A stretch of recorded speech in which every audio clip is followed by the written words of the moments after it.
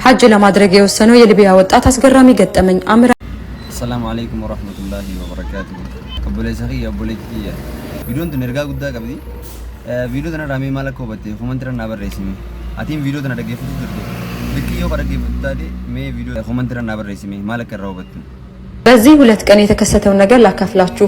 በምስሉ ላይ የምትመለከቱት ወንድማችን አምር አልመህዲ መንሱር ጋዳፊ ይባላል። ሐጅ ለማድረግ የወሰነው የሊቢያ ወጣት አስገራሚ ገጠመኝ አምር አልመህዲ መንሱር ጋዳፊ በስሙ ምክንያት በአውሮፕላን ማረፊያ የጸጥታ ችግር ይገጥመዋል። ነገሮቹ እስኪጣሩ የበረራ ሰዓት ስለደረሰ አብራሪው ሊጠብቀው ፈቃደኛ ባለመሆኑ ፕሌኑን ይዞ በረረ።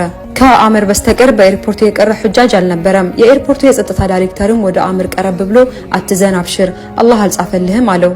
የአምር ምላሽም የሚደንቅ ነበር። ኢንሻአላህ ፕሌኗም አትበርም ተመልሳ ትመጣለች፣ ንያዬ ወደ አላህ ቤት መሄድ ነው አለው። በሚገርም ሁኔታ ፕሌኑ ችግር አጋጥሞት በረራውን አቋርጦ ተመለሰ። ድጋሜ ፕሌኑ ቢመጣም አብራሪው ግን የፕሌኑን በር ለአምር ለመክፈት ፈቃደኛ አልሆነም። ነገሮችም ተስተካክለው ድጋሜ ፕሌኑ በረረ።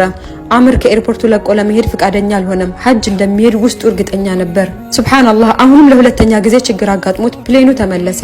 ይሄኔ ነበር አብራሪውም እንደዚህ ያለው አምር እስካልተሳፈረ ድረስ በጭራሽ አንበርም። በመጨረሻም አምር ወደ ፕሌኑ ገባ።